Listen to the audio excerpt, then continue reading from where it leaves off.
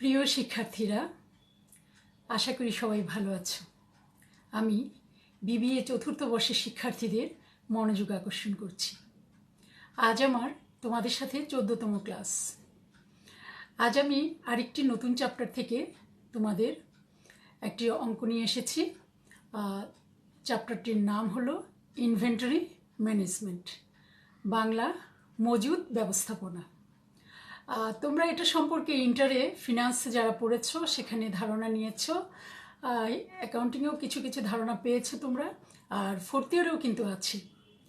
তোমরা জানো মজুদ ব্যবস্থাপনাটা হলো তোমার মজুদ পণ্যটা কিসের, চলতি মূলধনের গুরুত্বপূর্ণ একটা উপাদান।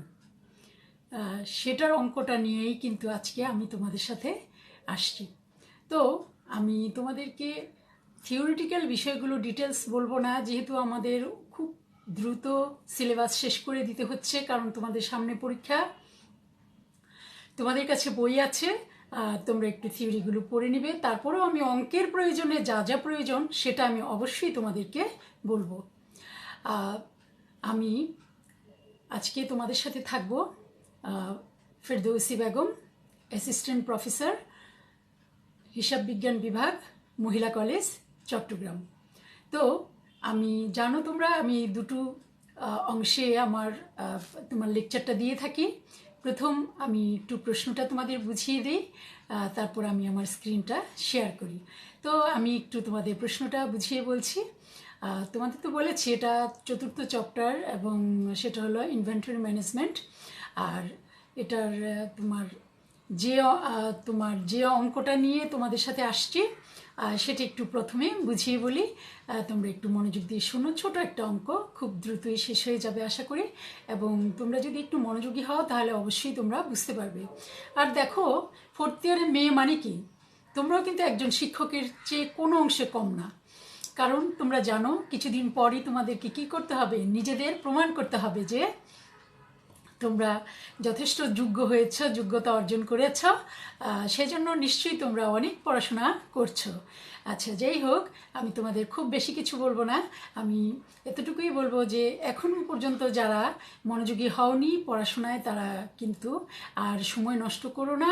এখনই তোমাদের একেবারে চূড়ান্ত সময় পড়াশোনা করার এবং নিজেকে প্রমাণ করার। কারণ এই পর্যন্ত পড়াশোনা করে তোমরা মাস্টার্স করবে, তারপর তোমরা কোনো একটা কেউ আছো গ্র্যাজুয়েশনের পরেও জবে ঢুকে যাচ্ছ। তো নিজেদেরকে দক্ষ করে না তুললে নিশ্চয়ই কেউ তোমাদেরকে চয়েস করবে না, নাকি? তুমি কি করবা? তুমিও তো করবা না। তাহলে কি যোগ্য ব্যক্তিটি হতেই হবে। সেজন্য কি দরকার? পড়াশোনার কোনো বিকল্প নেই, জানতেই হবে। চলো এবার আমরা অঙ্কটা একটু পড়ি এবং বুঝে নিই। A manufacturing company purchased 9,000 parts of a machine for its annual requirements. বলছে যে একটা ম্যানুফ্যাকচারিং কোম্পানি মানে কি, উৎপাদনকারী কোম্পানি আর কি। সে বছরে তার একটা মেশিন তৈরির জন্য তার বছরে 9,000 পার্টসের প্রয়োজন হয়, রিকোয়ারমেন্টস। হ্যাঁ, ordering 1 month's uses at a time. সে এক মাসের ব্যবহারের জন্য সে একসাথে অর্ডার করে থাকে। তাহলে এই 9,000 পার্টস তার এক বছরে লাগে, এবং যদি সে অর্ডার মান্থলি করে থাকে তাহলে তার অর্ডারের সংখ্যা হবে কয়টা? 12টা, না? কারণ আমরা জানি 12 মাসে এক বছর। আচ্ছা, তারপরে আসো, ইচ পার্ট কস্ট টাকা 20। প্রতিটি পার্টসের তোমার ব্যয় হলো 20 টাকা। তারপর the ordering cost per order is টাকা 15। বলেছে যে ফরমায়েশ ব্যয়, প্রতিটি ফরমায়েশ ব্যয়ে তার ব্যয় হবে 15 টাকা, খরচ হবে 15 টাকা। অ্যান্ড দ্য ক্যারিং চার্জ আর 15% of the average inventory per year. বলছে যে প্রতি বছরের অ্যাভারেজ ইনভেন্টরির উপর 15% ক্যারিং চার্জ। ক্যারিং চার্জটা হলো এমনিতে ক্যারিং মানে বহন, আর এখানে বহন বলতে আসলে তোমার যে সংরক্ষণটা বুঝিয়েছে আর কি, ইনভেন্টরি সংরক্ষণটা বুঝিয়েছে। ওই সংরক্ষণের কালে যে যা যা খরচ হয় সেগুলোকেই বুঝিয়েছে, এবং সেটা হবে 15% অ্যাভারেজ ইনভেন্টরি। তাহলে এখানে কিন্তু একটা কথা বলেছি, একটু খেয়াল করো, অ্যাভারেজ ইনভেন্টরি। আচ্ছা, তো এখানে আমাদেরকে তাহলে আমরা এই পর্যন্ত যা পড়েছি সেখান থেকে আমরা বুঝতে পারছি যে আমাদের 1 বছরে প্রয়োজন হলো ওই উৎপাদনকারী প্রতিষ্ঠানে 9,000 পার্টস, এবং একটা মেশিন উৎপাদনের জন্য 9,000 পার্টস এক বছরে প্রয়োজন হয়। মানে তারপর তোমার বলছে যে প্রত্যেকটা তোমার অর্ডার একসাথে অর্ডার দেয় তোমার প্রতি মাসে ব্যবহারের জন্য একসাথে অর্ডার দেয়, অর্থাৎ অর্ডারের সংখ্যা বুঝিয়েছে এটা। তাহলে প্রতি মাসে হলে 1 বছরে কয়টা? 12টা। তো আমরা মান্থলি তোমার 9,000কে আমরা কি করব, 12 দিয়ে ভাগ দিলে আশা করা যাচ্ছে যে মান্থলি আমাদের অর্ডার সাইজটা আমরা পেয়ে যাব, অর্থাৎ কতটি করে প্রয়োজন। আচ্ছা, তারপরে আবার আরেকটা জিনিস আমাদের একটু বুঝতে হচ্ছে, সেটা হলো ক্যারিং চার্জটা বলছে যে 15% এভারেজ ইনভেন্টরি। তো এভারেজ ইনভেন্টরি হলে প্রথমত আমাকে কি করতে হবে, অর্ডার সংখ্যা দ্বারা পার মান্থস কত আমরা অর্ডার করছি সেটাই তো আমাদের ইনভেন্টরি, কারণ আমরা তো প্রতি মাসেই তোমার অর্ডার করব। তো ওই ইনভেন্টরিটার আবার কস্ট কত, তারপরে এভারেজ ইনভেন্টরি, প্রথমত হলো ইনভেন্টরি বের করব, তারপরে হলো সেটার অ্যাভারেজ বের করবো। অ্যাভারেজ কীভাবে? 2 দিয়ে ভাগ করলেই আমরা জানি যে অ্যাভারেজটা বের হয়। তো আমরা অ্যাভারেজটাকে আবার কি করব, কস্ট দিয়ে, 20 টাকা কস্ট আছে, কস্ট দিয়ে গুণ করব, করার পর যে প্রাইসটা বেরোবে সেটাই হবে তোমার অ্যাভারেজ ইনভেন্টরি, এবং সেটার উপরেই তোমার 15% চার্জ তোমার ধরতে হবে। তারপর বলেছে তোমাকে what should be the economic order quantity, EOQ। EOQ মানে হলো economic order quantity. Economic order কোয়ান্টিটির বাংলাটা হলো তোমার মিতব্যয় ফরমায়েশ। হ্যাঁ, পরিমাণ। এই যে কোয়ান্টিটি মানে পরিমাণটা মাথায় রাখবা।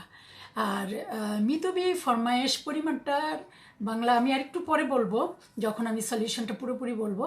এখানে এটার দ্বারা এটাই বুঝিয়েছে যে যে পরিমাণ ফরমায়েশ করার প্রেক্ষিতে তোমার টোটাল কস্টটা সর্বনিম্ন হবে, এটাকেই বলা হবে তোমার মিতব্যয়ী ফরমায়েশ পরিমাণ। তো এখানে বলছে হোয়াট শুড বি, কত হওয়া উচিত মিতব্যয়ী ফরমায়েশ পরিমাণ, তাহলে আমরা EOQটা বের করব। তারপরে বলছে how much would the company save per year, কোম্পানিটা কত সঞ্চয় করতে পারবে প্রতি ইয়ারে its follow economic order quantity while purchasing its requirements of the parts. অর্থাৎ বলছে যে যদি তোমার EOQ ফলো করে, অর্থাৎ ইকোনমিক অর্ডার কোয়ান্টিটিটা যদি ফলো করে, তাহলে কোম্পানিটা তোমার বছরে কত তোমার সঞ্চয় করতে পারবে। এই হলো আমাদের আজকের অঙ্কটা, এবং দেখবে তোমরা আমরা যখন করতে যাব খুবই ইজি। তোমাদের কাজ হলো শুধু চর্চা করা, একটু বুঝে নেওয়া, তারপর প্র্যাকটিস করা। তো আমি দ্বিতীয় পর্বে চলে যাব। Welcome to the online classroom.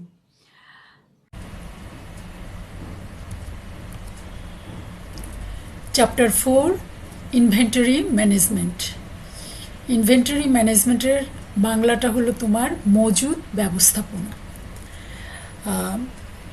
তোমরা জানো এর আগে আমরা কিন্তু তোমাদের চলতি মূলধন সম্পর্কে বলেছিলাম, এবং তোমরা আগে থেকেই জানো চলতি মূলধনটা কি। হ্যাঁ, সেই চলতি মূলধনের মধ্যে মজুদ পণ্য কিন্তু একটা গুরুত্বপূর্ণ এলিমেন্টস। যাই হোক, এখন আমি তোমাদেরকে সলিউশনে যাওয়ার আগে একটু বেসিক ধারণা দিচ্ছি। তোমরা তো অবশ্যই ভালো করে পড়বে থিওরিগুলো, কারণ বেসিক যদি ভালো না জানো তাহলে তোমাদের আসলে সলিউশন যে করবা, তোমরা যে ম্যাথগুলো সলিউশন করবা এগুলো কেন করছো, কি করছো, এগুলো তো তোমরা বুঝবা না। সেই জন্য তোমাদেরকে কি করতে হবে, থিওরিগুলো একটু ভালো করে বুঝে নিতে হবে। তো আজকের অঙ্কটা করতে যে আমার যেগুলো আলোচনা না করলেই নয়, সেটাই আমি একটু তোমাদের বলছি। মজুদ পণ্য যে কোনো প্রতিষ্ঠানের চলতি মূলধনের একটা অপরিহার্য অংশ, আর এই মজুদ পণ্য ব্যবস্থাপনা চলতি মূলধন ব্যবস্থাপনার একটা গুরুত্বপূর্ণ অংশ। মজুদ পণ্যের কাম্য পরিমাণ বজায় রেখে মজুদ পণ্যের ব্যয়কে সর্বনিম্ন পর্যায়ে রাখা এবং উৎপাদন ও বিক্রয় বিভাগের সাথে সুষ্ঠু সমন্বয়ের মাধ্যমে কাঁচা মালের অবাধ প্রবাহ নিশ্চিত করার কাজকেই মজুত পণ্য ব্যবস্থাপনা বলা হয়। অর্থাৎ কাম্য পরিমাণ, মজুত পণ্যের কাম্য পরিমাণ বলতে কি বোঝায়? আমি তোমাদের পূর্বে যে অঙ্ক করিয়েছিলাম তোমার চলতি মূলধনের যে চ্যাপ্টারে, সেখানে কিন্তু আমি কাম্য বিষয়টা বলেছি। এটা হলো কি, মজুত পণ্য যদি আমি অনেক বেশি রেখে দেই মজুদাগারে, হ্যাঁ, যেমন ধরো এখানে আমি একটা কথা তোমাদের বলেছি যে উৎপাদন এবং বিক্রয় বিভাগ, ঠিক আছে? তো এখানে ইনভেন্টরিটা কিন্তু আমাদের আমরা 3 অবস্থায় পেতে পারি। তোমার কাঁচামাল, র মেটেরিয়ালস, তারপরে তোমার ওয়ার্ক ইন প্রোগ্রেস মানে প্রস্তুত, অর্ধ প্রস্তুত, তারপরে তোমার ফিনিশড গুডস। তো এই ফিনিশড গুডসের ইনভেন্টরিটা থাকে হলো বিক্রয় বিভাগে, আর তোমার র মেটেরিয়াল অ্যান্ড তোমার ওয়ার্ক ইন প্রোগ্রেস যেটা, এগুলো হলো তোমার উৎপাদন বিভাগে থাকে, ঠিক আছে? তো এই উৎপাদন বিভাগে কতটুকু প্রয়োজন তোমার ইনভেন্টরি, এবং বিক্রয় বিভাগে কতটুকু রাখা প্রয়োজন, যাতে করে তোমার বিক্রয়ের অর্থাৎ কারবারটা সচল রাখতে আমাদের কোনো অসুবিধা না হয়। অর্থাৎ কারবারটা যেন তোমার ইনভেন্টরির অভাবে যেন উৎপাদনে ব্যাহত না হয়, আবার বিক্রয় বিভাগেও যেন যথাসময়ে তোমার ইনভেন্টরি যদি না থাকে তাহলে বিক্রয় করবে কিভাবে, হ্যাঁ? তো এইগুলোর সমন্বয় নিশ্চিত করার কাজকেই মজুদ পণ্য ব্যবস্থাপনা বলা হয়।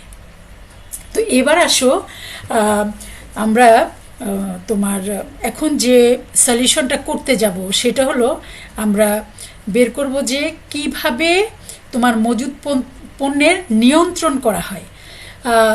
মজুদ পণ্যের নিয়ন্ত্রণের মুখ্য উদ্দেশ্য হলো সঠিক সময়ে খেয়াল করো, সঠিক সময়ে, অর্থাৎ আমি এখন উৎপাদন করব কিন্তু আমার র মেটেরিয়ালস নেই, তো কিছু হলো না, সেজন্য সঠিক সময়ে সর্বনিম্ন ব্যয়ে সঠিক পরিমাণ, কম না বেশিও না, একটু বেশি থাকতে পারে তবে কম তো নাই, সর্বনিম্ন ব্যয়ে সঠিক পরিমাণ পণ্যের যোগান দিয়ে উৎপাদন ও বিক্রয় কার্যক্রম সচল রাখা, এটাই হলো মজুদ পণ্যের নিয়ন্ত্রণ। আচ্ছা, তো বিভিন্ন প্রতিষ্ঠানে তোমার মজুদ পণ্যের নিয়ন্ত্রণটা ভিন্ন ভিন্ন পদ্ধতিতে রাখা হয়। আজকে আমি যে অঙ্কটা তোমাদের করাবো সেখানে আমি যে পদ্ধতিটা ব্যবহার করব সেটার নাম হয়েছে ইকোনমিক অর্ডার কোয়ান্টিটি, সংক্ষেপে বলা হয় EOQ, যেটার বাংলা হলো মিতব্যয়ী ফরমায়েশ পরিমাণ, ঠিক আছে?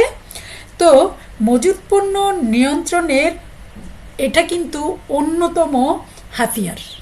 এটা কোনটা? EOQ, ইকোনমিক অর্ডার কোয়ান্টিটি, মিতব্যয়ী ফরমায়েশ পরিমাণ। আচ্ছা, এখন ইকোনমিক অর্ডার কোয়ান্টিটিটা কি? ইকোনমিক অর্ডার কোয়ান্টিটিটা হলো প্রতিবারে যে পরিমাণ পণ্যের ফরমায়েশ দিলে মোট ব্যয় সর্বনিম্ন হবে তাকে মিতব্যয়ী ফরমায়েশ পরিমাণ বলে, EOQ, অর্থাৎ ইকোনমিক অর্ডার কোয়ান্টিটি। তো মিতব্যয়ী ফরমায়েশের যে খরচ সেটাকে 2 ভাগে ভাগ করা হয়। এক হলো অর্ডারিং কস্ট, যেটার বাংলা হলো ফরমায়েশ ব্যয়, আরেকটা হলো ক্যারিং কস্ট, যেটার বাংলা হলো রক্ষণাবেক্ষণ ব্যয় বা বহন ব্যয়। বহন মানে যতক্ষণ থাকে আর কি, ওই সময়ে যে খরচগুলো হয় সেটাকেই বলা হয় ক্যারিং কস্ট। তাহলে মিতব্যয়ী ফরমায়েশের পরিমাণ হলো ক্রয়ের সেই পরিমাণ যা দ্বারা অর্ডারিং ও ক্যারিং কস্টের যোগফলের সাহায্যে নির্ণীত মোট ব্যয় সর্বনিম্ন হয়। সোজা কথা হলো EOQ মানেই হলো ইকোনমিক অর্ডার কোয়ান্টিটি, মানেই হলো তোমার সর্বনিম্ন ব্যয়ে যে পরিমাণ অর্ডার করতে হবে, অর্থাৎ ইনভেন্টরি হিসাবে আমাদের যে পরিমাণটা তোমার অর্ডার করলে সর্বনিম্ন ব্যয় হবে, এদিকে আবার আমাদের উৎপাদন এবং বিক্রয় বিভাগের সুন্দর তোমার সচল অবস্থায় রাখা যাবে। তো এই হলো আমাদের আজকের অঙ্কের তোমার রিলেটেড কিছু থিওরিটিক্যাল বা বেসিক বিষয় তোমাদের বললাম। তো এবার আসো, অঙ্কটা আমি পড়েছি, তো আমি এখন আর এটা পড়বো না, আমি সলিউশন।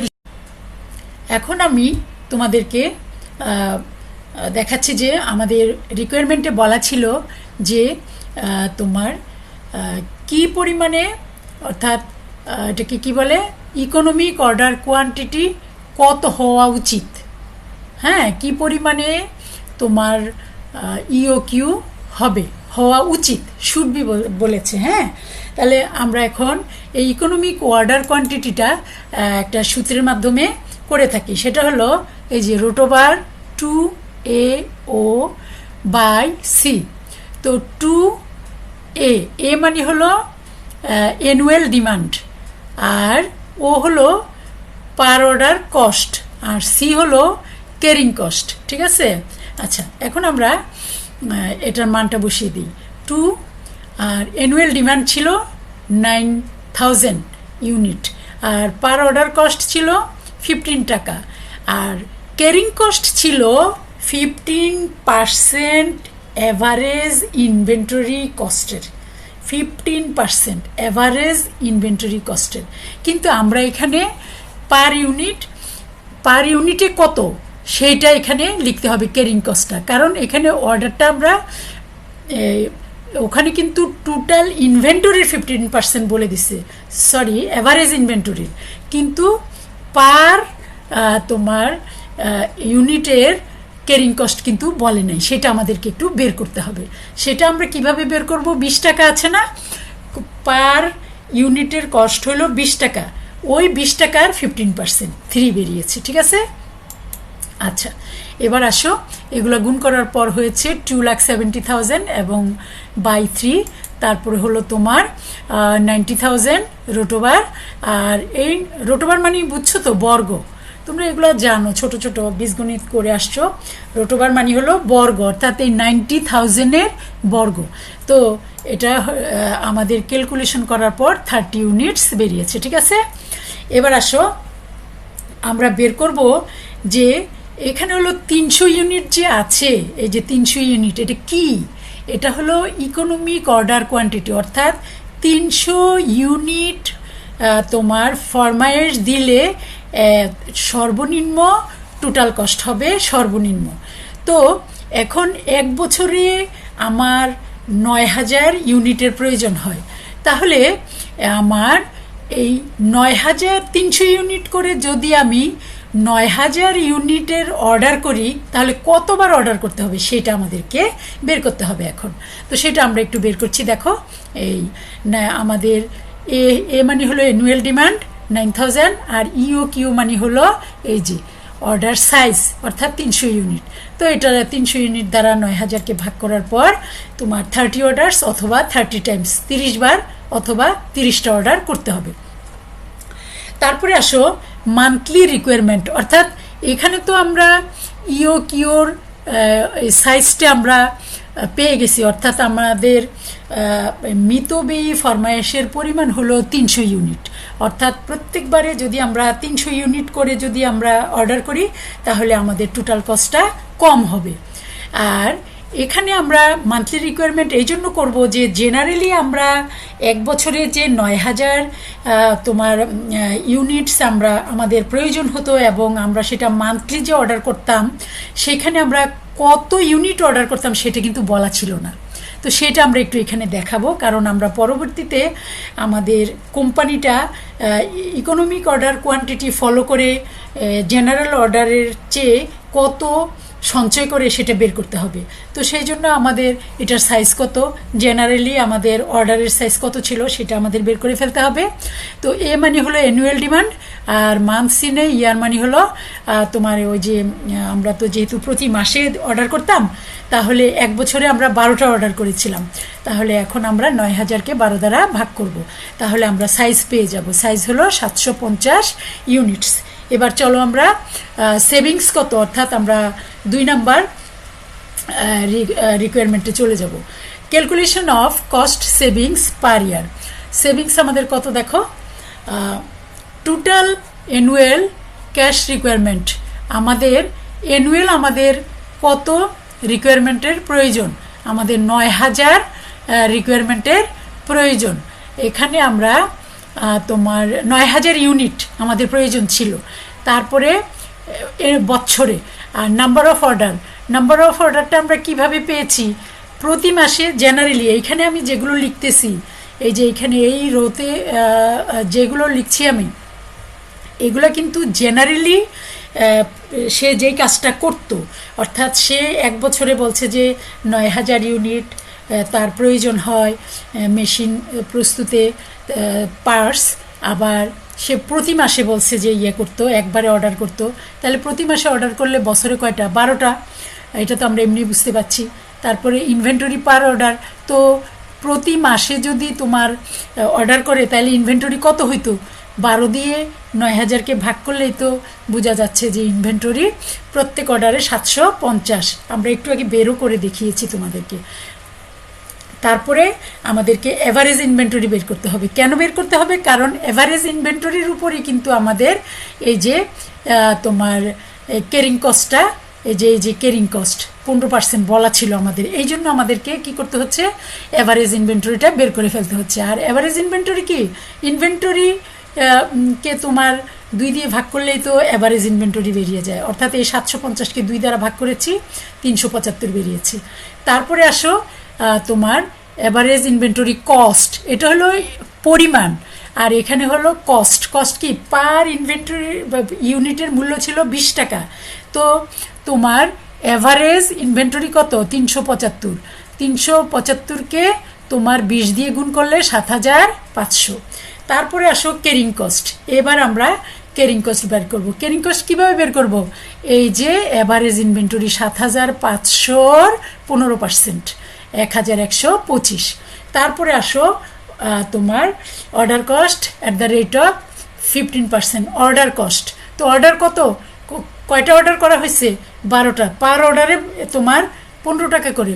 এই যে এখানে আমি লিখে দিছি, দেখো কলাম 2 × 15, কলাম 2 কোনটা, এইটা, এই 12 × 15, কারণ পার অর্ডারের প্রত্যেকটা অর্ডার আমরা প্রতি মাসে অর্ডার দিতাম জেনারেলি, তাহলে প্রত্যেকটা অর্ডার, তাহলে 12টা অর্ডার দিয়েছি, তো 12টা অর্ডার দিলে 15 দিয়ে গুণ দিলে 12-রে 180 হয়। আচ্ছা, তারপরে আসো টোটাল কস্ট। টোটাল কস্ট কীভাবে হবে, এই যে carrying cost plus order cost, এই দুটো যোগ করলে তোমার টোটাল কস্ট হবে, ঠিক আছে।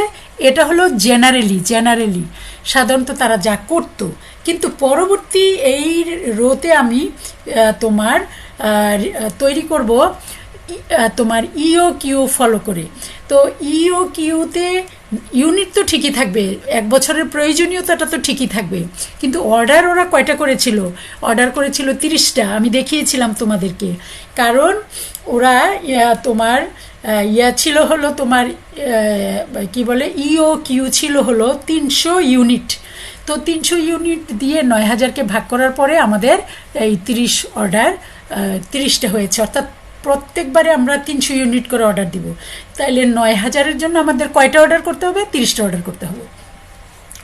আর ইনভেন্টরি পার অর্ডার তো 300 আমরা বেরিয়ে করেছি, আর এভারেজ হলো 300কে আমরা 2 দিয়ে ভাগ করেছি, 150 হয়েছে।